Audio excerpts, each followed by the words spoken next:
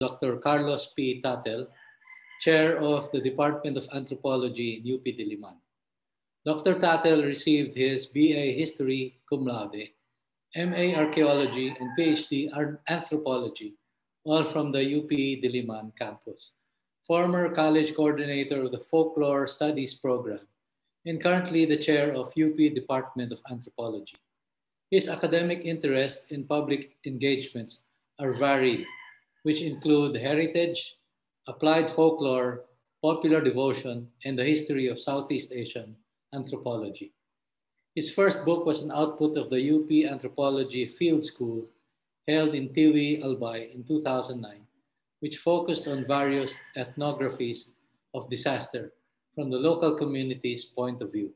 Now I give you Dr. Tatel. So I'd like to thank the organizers, Ami, Mamarian, for helping me out. And good morning to all of you. Let me say thanks to the organizers and congratulations to you as well, the UPLB and the MNH for this for organizing this event.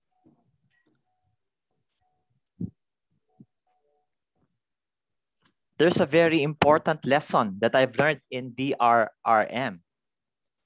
That context is the starting point of every DRRM plan. Thus, context is everything. It must be well established in order to map out the whole spectrum of conditions behind a potential disaster event. Context deals with the physical geographic space, be it a region, town, a building, or a little storage inside a room full of collection. They define and shape the current state and condition of your institution, organization, structure, collection. Context is also about history, the processes or events in the past that produce new ways of doing things in the present. Context is also about what kind of institutional model or organizational setup you have. Finally, context concerns actors, the most important element, arguably, the most important elements in DRM discourse. When we talk of actors, we refer to existing social relations in the community, institution, or organization. That means we try to take into account, sometimes take into account that. Sometimes it is the who or the who knows who that matters if we want to be successful in our planned activities. Every community, organization, or institution is built on these social networks so that we have to tap into these in order to be efficient and effective. By actors, we also mean giving a good deal of consideration to culture. It may be in the form of religion, tradition, value system, or the indigenous knowledge practices, what we call IKSPs. What's that? For we also deal with and recognize the prevailing political dynamics. This is very important. We should be sensitive to the political climate or political configurations in a given setting, because this can affect the effective drafting and implementation of the DRM plan. Finally, by actors, we recognize the innate ability of the people to act independently and use their creativity and judgment. Now, who are the actors? They are members of the community, organization, or system who regularly interact with one another. We consider their particular way of doing things which impact their possible response to disaster risks. For example, it can be an urban neighborhood in an urban setting like a city. It can also be a barangay or a small village in a rural setting. A company or agency when it is an organizational or institutional setting. A fellowship or congregation of the faithful in a religious gathering. Employees, officials, and constituents, if this is in the context of governance or administration. Or it can also be a network of stakeholders composed of support groups or associations sharing the same interest or agenda. These people, over a long period of time, have established their own way of doing things, of looking at things, of making sense of the world around them. The knowledge that they get, that they develop, and practices that they continue are passed on to the next generation. The way of doing things consists of traditions, value system, practices, or the way they do things on a daily and regular basis, and ways of communicating or interacting with one another. What is local knowledge? Sometimes referred to as indigenous knowledge systems and practices, or IKSP. Knowledge is the knowledge that is not official or formal. In other words, unofficial or informal, and based on everyday life of actors. It does not need a passage of law or ordinance. People just know and do things based on their practical knowledge of things. Local knowledge is bound by culture, which means it is shared by those belonging to the same culture or group. It is bound by geography, meaning usually located in a common living or working space. It is facilitated by particular mode of communication, that is using the same language or symbols. It is governed by the same values or beliefs, meaning more or less adhering to the same unwritten rules, shared by the same worldview, or how they make sense of their surroundings.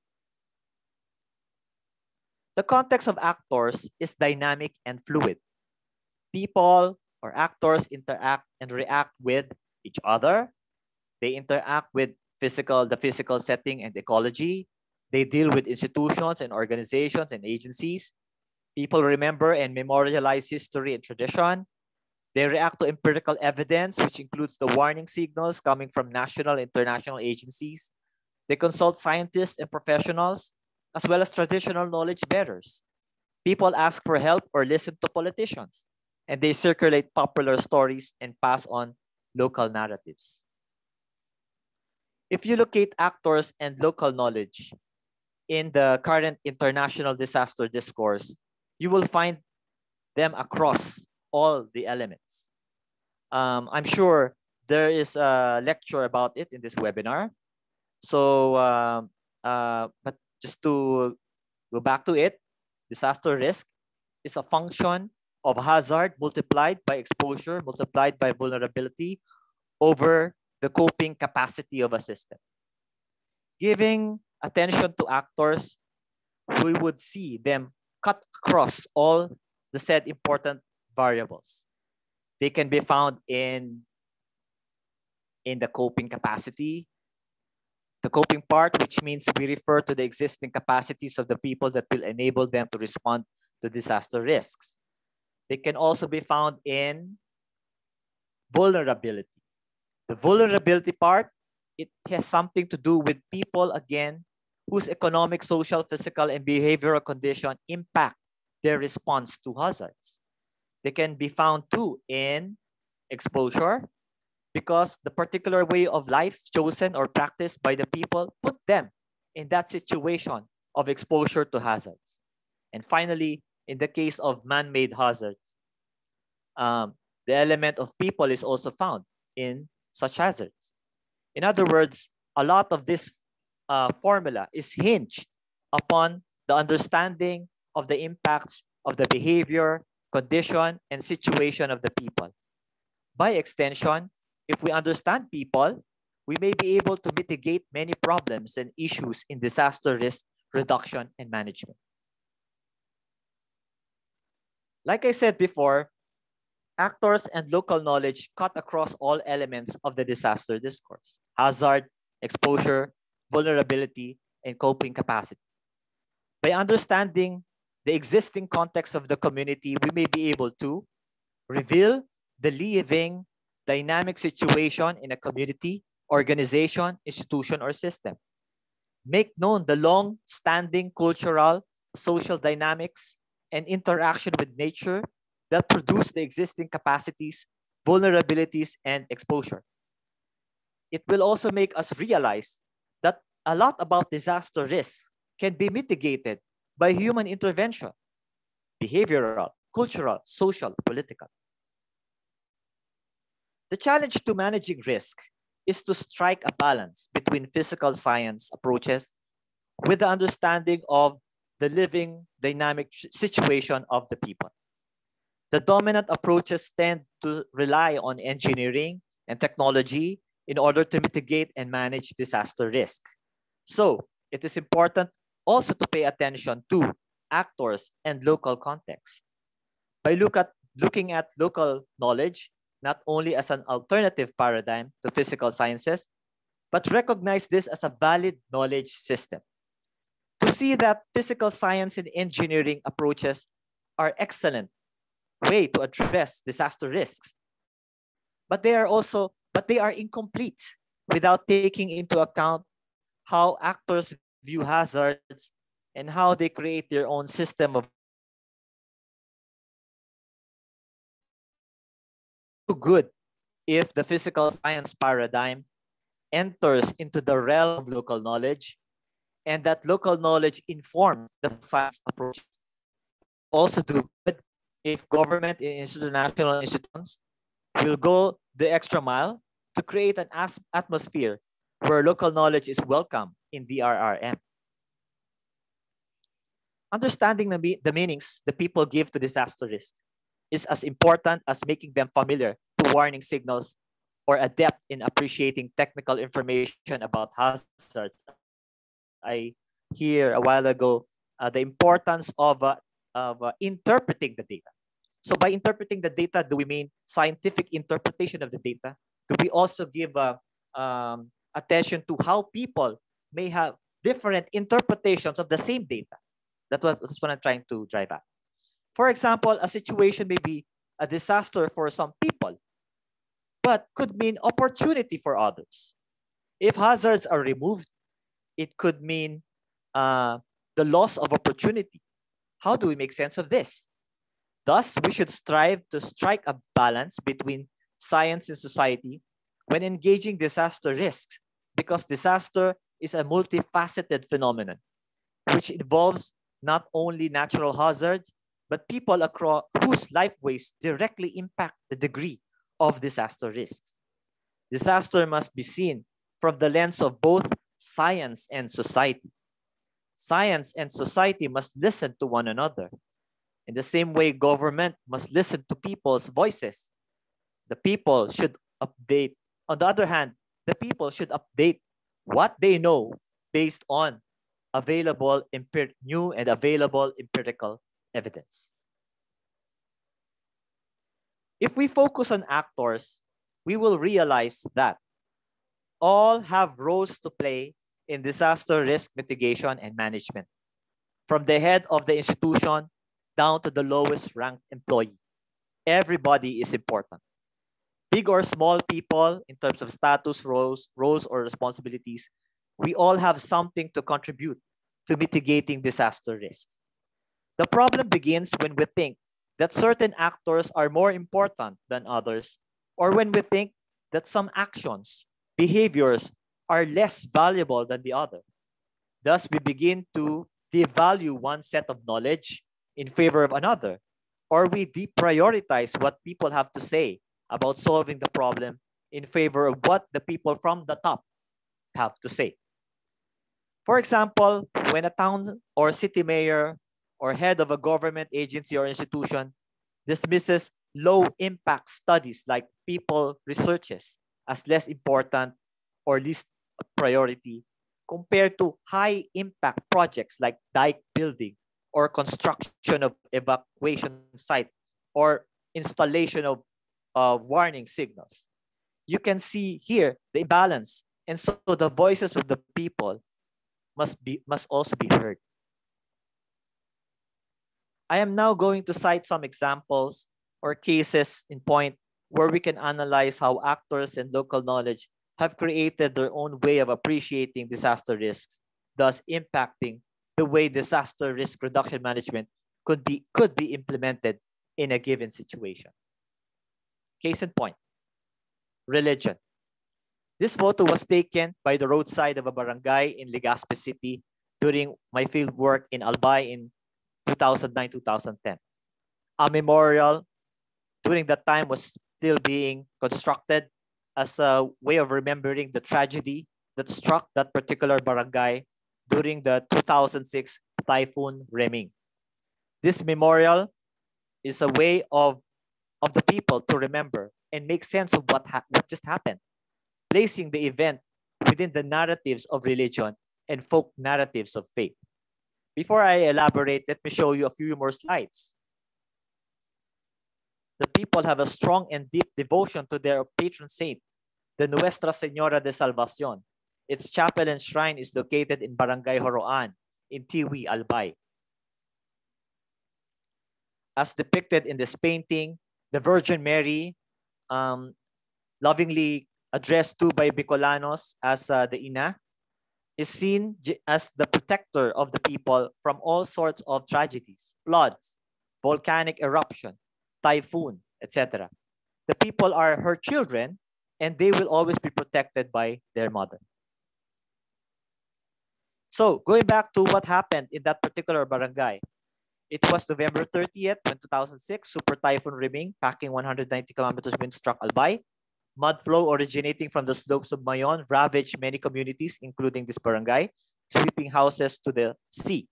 Result, 734 died, 2,360 injured, 762 missing. Rice fields were destroyed, houses buried in low-lying areas. Survivors have been relocated to a nearby barangay since 2009.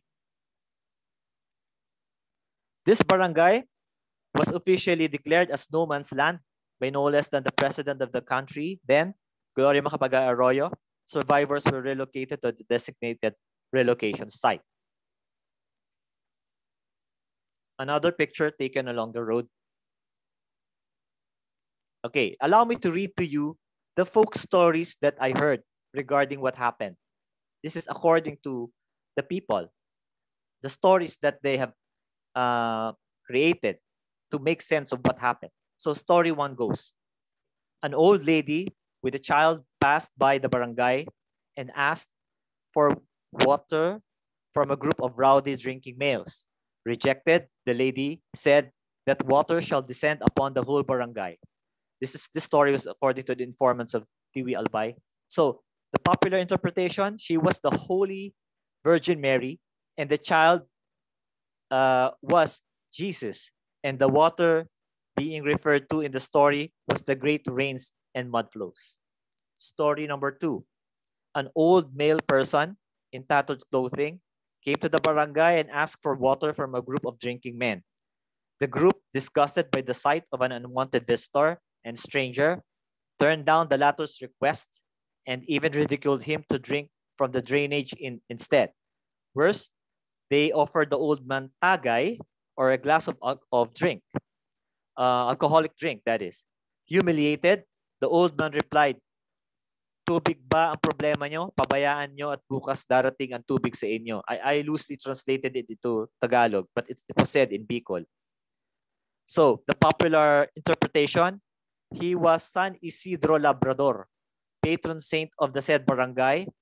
Only those who have not forgotten were spared from the disaster. Because there were houses that were spared. Not everything was swept to the sea. Story number three.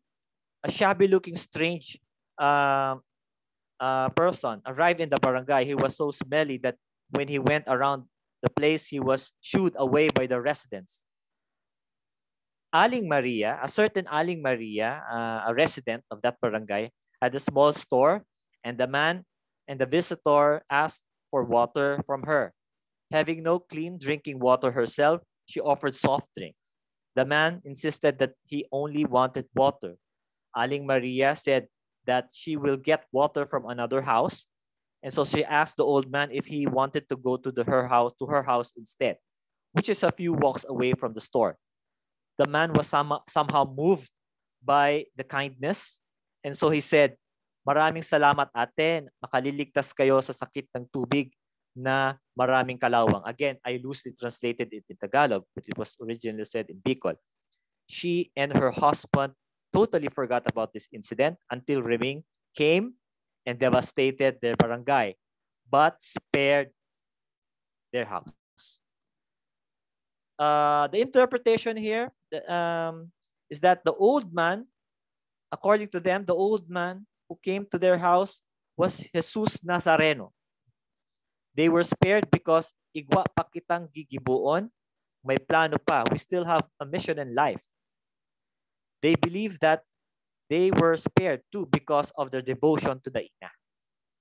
Story number 4.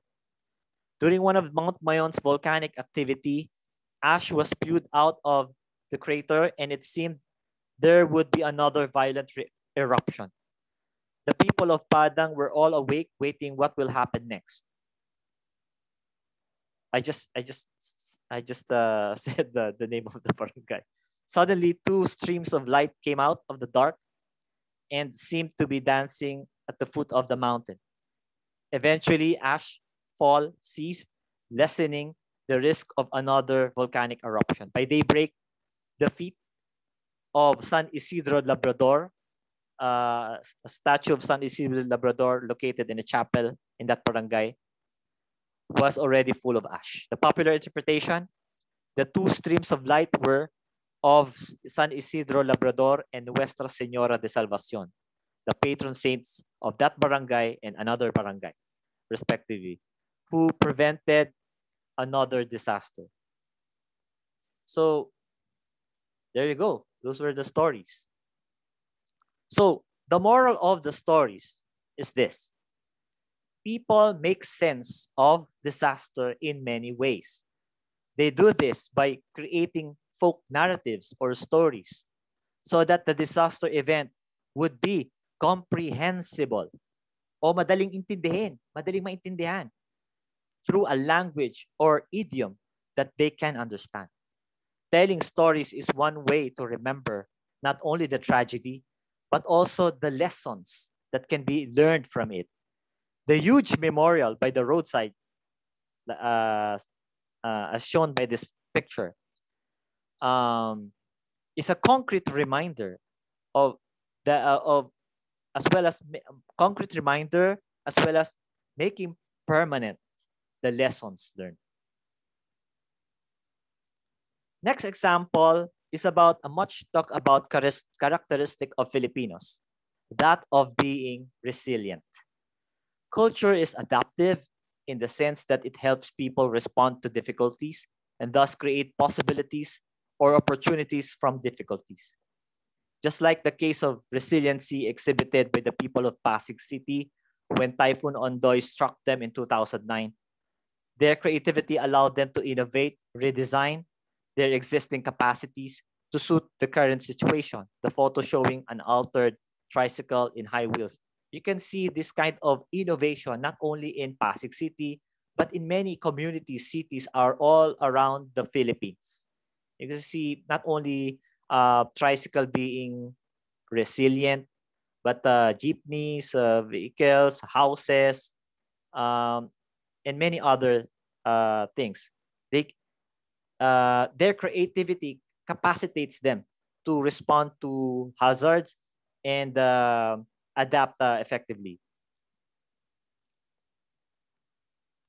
So they make livelihood out of this makeshift bangka or boat to ferry people to work or schools. Like what I said a while ago, some people may see this hazard or disaster event as a crisis, but some people see this as an opportunity. So if you remove this hazard, they lose the opportunity. So how do we make sense of the difference? So what I'm trying to say is that we should try to hear what they say about disasters, how they view disasters, what meanings they derive from disasters. Next is social capacity, collective spirit. This one is from a field work in Barangay Horoanti, Albay. It's always Albay because that was my my main field work area, where I encountered a curious social capacity, the time-honored tradition of collective spirit or bayanihan. In Bicol, it is known as Papadagos. Pagpapadagos, from the root word dagos, is the act of allowing unknown visitors to one's house during special occasions like a town feast or during times of crisis like typhoon or flooding. The hosts usually have bigger houses, so they're more capacitated. So they're the ones accommodating the visitors. Overall, the church grounds became one big pagpapadagos as the pilgrims were allowed to camp out and spend the night as they wait for the first early morning mass. I was able to witness hundreds of vehicles parked along almost all the streets of the barangay, and the passengers were allowed inside the homes of hosts. This social capacity, the collective spirit, is not only activated during religious feasts, but also tapped during times of crisis. Next example. In a country full of active volcanoes, we won't be surprised to find out if many Filipinos have carved a community in the company of an active volcano. Some call this mode of living within the danger zone and as volcanic culture. This volcanic culture has created a lifeway that somehow made people think they have already developed an intimate and personal knowledge of the volcano. We usually hear them say, kilala na namin yung bulkan. Alam na namin yan kung kailan talaga siya puputok. Because of this relationship, the people who live near the volcanoes may have different reactions to official warning signals compared to others who don't live near the danger zones. In any case, this is also a function of economics, as these volcanic communities have already carved out a living based on what the mountain gives them. Say in the case of Mayon volcano, where the people plant crops along the fertile slopes of Mount Mayon, and the residents of Taal Volcano Island, where they have developed a livelihood based on tourism. Notes on local terminology. Communicating danger or risks to the people is one of the hardest parts of disaster risk reduction management implementation. So making clear signals and warnings using local terms and concepts would go a long way in disaster risk reduction and management. We have learned of accounts or reports that say that in spite of the warning for storm surge from national and local authorities and agencies, the communities living the coastal areas have not seemed to appreciate the gravity of the impending danger, that is Typhoon Yolanda. Why? Is it because the locally understood term is daluyong ng bagyo or daluyong instead of the technical storm surge? Would the people behave or reacted differently if a locally appropriate term was used instead? It's just a question, but this question pops out each time we deal with certain technical terminologies. In this webinar, we hear a lot of technical terms, and it's interesting to ask ourselves, how would the people being bearers of local knowledge, being bearers of practical knowledge, appreciate those technical warnings or signals? How would they interpret the scientific data that is being presented to them? Another example of lost in translation is the case of trying to directly translate the concept of vulnerability in Filipino. During a feedback session or forum with community members in Albay, the reaction was, hindi kami mahina. The reaction regarding the translation of the term vulnerable as mahina. Like so, for example, you Bicolanos, you are vulnerable. So, mga Bicolano, mahina kayo. So, the reaction was, hindi kami mahina. Mga Uragon kami. In other words, it is not enough to just translate international concepts to the available local language. It is imperative to look for the most appropriate concept that will send the same message across to the community. Personally, expressing disaster risk is it's not like a mathematical formula. It may not work every time, depending on the community. The challenge now is for disaster prevention professionals to look into the local vocabulary and tap local concepts in order to indigenize, not translate, but indigenize the concept of international disaster discourse. So it's a challenge to find for the most appropriate indigenous equivalents, not translations, but how would a culture make sense of these variables like risk or concepts, risk, resiliency, vulnerability, exposure, and capacity. We must strive to dig some more into the culture and find out how would they what is there in that culture that could serve as equivalence of the closest equivalence of these variables. So it's still a work in progress. It's a challenge. For a conclusion, actors and local knowledge do not exist in a vacuum, nor are frozen in time. They are dynamic in the sense that they constantly interact with various people, groups, organizations, and agencies. They react to scientific warning signals as well as to time-honored traditions. Let's not essentialize the people. They also interact with scientists, with professionals, but they also utilize local knowledge. So it's a dynamic relationship. So the people are more dynamic than we think. Sanay na kami may be a demonstration of resilient characteristic or behavior, but this must continuously be updated and reviewed in light of new evidences, current situations, and updated information. Local knowledge is not a relic from the past, but a knowledge created in the present. Scientific discourse on disaster risk reduction and management can be made part of local knowledge. So science can be made part of folklore, of local knowledge, and local knowledge can inform scientific data or the scientists. So we must strive to create a good balance between the two. So that will be all. Thank you very much for listening to my lecture.